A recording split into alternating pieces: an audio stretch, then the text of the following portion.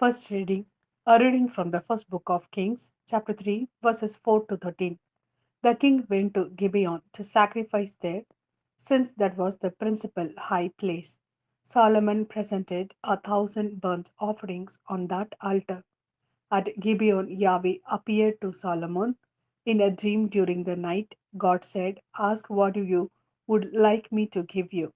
Solomon replied, "You showed most faithful love to your servant David, my father, when he lived his life before you in faithfulness and uprightness and integrity of heart. You have continued this most faithful love to him by allowing a son of his to sit on his throne today. Now, Yahweh, my God, you have made your servant king in succession to David, my father. But I am very young man, unskilled in leadership.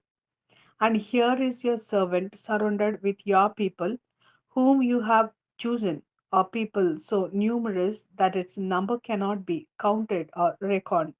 So give your servant a heart to understand how to govern your people, how to discern between good and evil. For how could one otherwise govern such a great people as yours?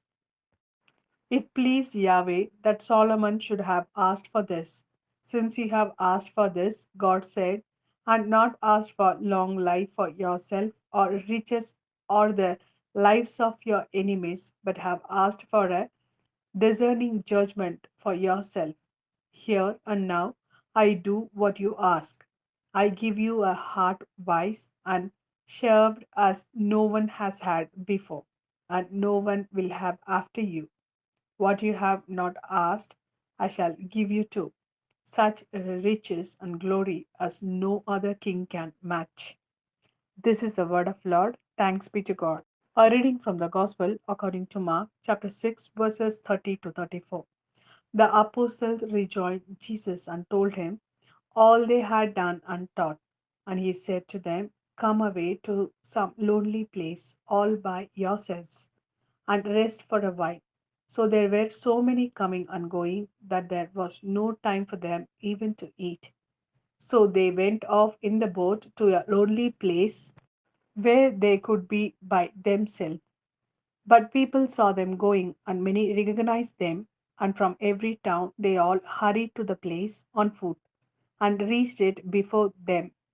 So as he stepped ashore, he saw a large crowd, and he took pity on them, because they were like sheep without a shepherd. And he set himself to teach them at some length.